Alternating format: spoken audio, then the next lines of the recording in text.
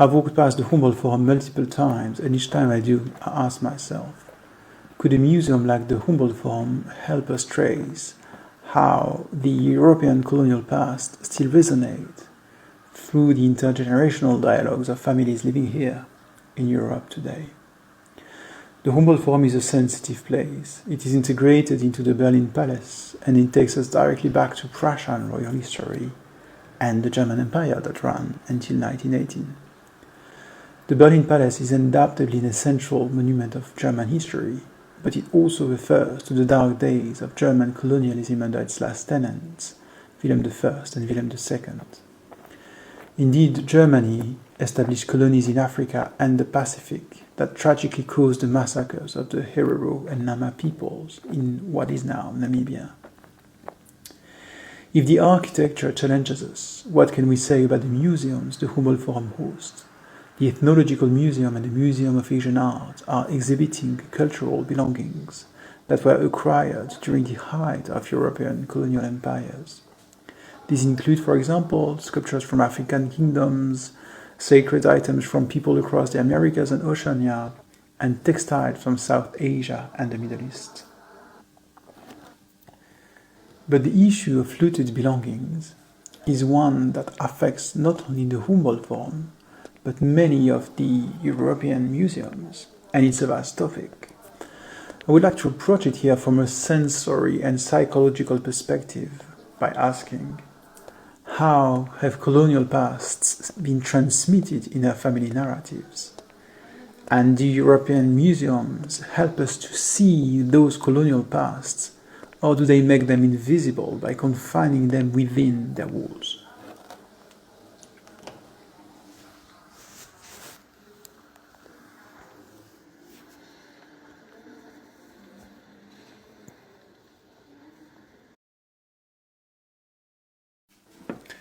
But first, there is the question of how it feels to wander through this palace. Personally, I feel dizzy being surrounded by these countless cultural belongings. It seems to reflect the global ambition of the colonial enterprise, to collect everything, to capture everything at any cost. In a delusional momentum, I have the feeling that the cultural belongings are screaming at us through their armored glass, to witness the brutality with which they were brought here. And then there is something subdued, like too clean, too neutral in these museums.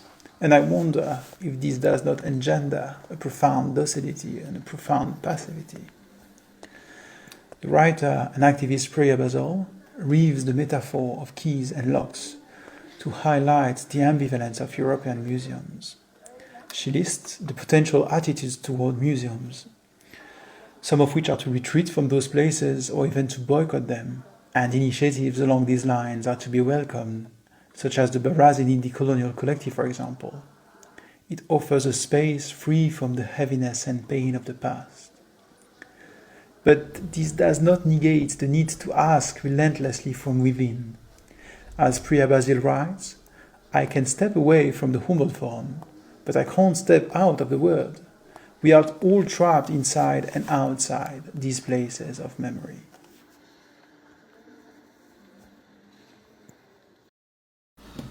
For my part, I began collaborating with the Humboldt Forum on a workshop entitled Intertwined Memories. We were analyzing the mechanism of dehumanization that can be found in the Holocaust, in the various waves of European colonization, and the slave trade. We offered guided tours and talks from multiple perspectives, without falling into a competition of suffering, but in a zero-sum game as theorized by Michael Rothberg. I've always been fascinated by the way in which new generations grapple with the question of their origins and the sometimes troubled past of their ancestors. Aleida Assmann developed the concept of dialogic memory. For her, it could be bottom-up in the sense that the intergenerational dialogue could be a central factor in changing the course of memory.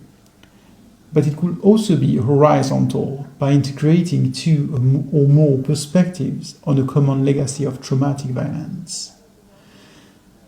Multiple voices in remembrance could induce a transformative power or even a therapeutic tool to purge, to heal, to reckoning with the past.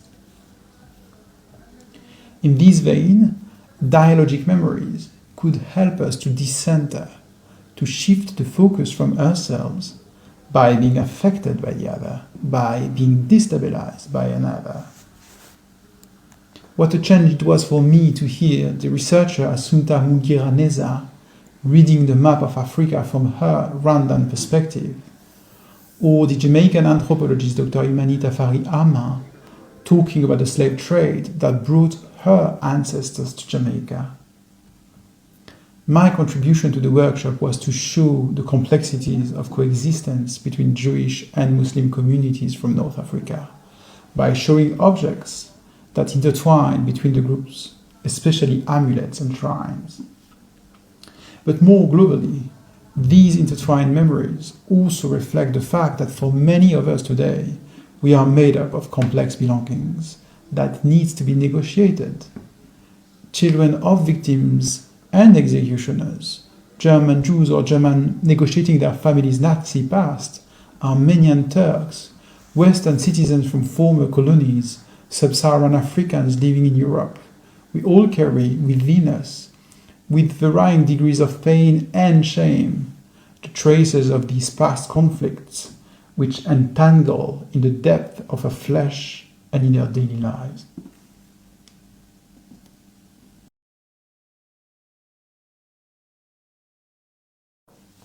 This year, the Global Cultural Assembly took place, a bold initiative launched by the Humboldt Forum, which invited nearly 80 delegates from around the world to act as ambassadors of a new model of ethical curatorial engagement. I see this initiative as an opportunity to hear the specific voices of the communities and peoples represented by the museum. In this sense, the Global Cultural Assembly could offer a new model of dialogic curations, similar to Aleida Asman's dialogical memories. I had the privilege of being part of this assembly. So many lives converged here, each participant carrying their own narratives, memory, and hopes. Some from places whose belongings now sit silently in the museum. Alongside them were staff of the Forum, deeply committed to rethinking the institution from within. I hope this emerging life in the Humboldt Forum will indeed spark something really new. And yet, I remain cautious. Were we participating in meaningful change, or have we been caught in a new form of decolonial washing? I don't know, and time may reveal my naivety. But what I'm sure about is that spending a week in a close contact with people from such diverse backgrounds, it changed me. The intensity of the debates, ideas, and perspectives about what a museum should be was so rich. To be honest, it wasn't always smooth, and the question of restitution particularly created strong debates. But this friction felt necessary, part of the labor of coexistence, I guess. But more than that, there is something quietly radical in simply sharing meals, walks, and conversations, an intimacy that shifts the ground beneath theory and turns abstract debates into embodied, lived experience.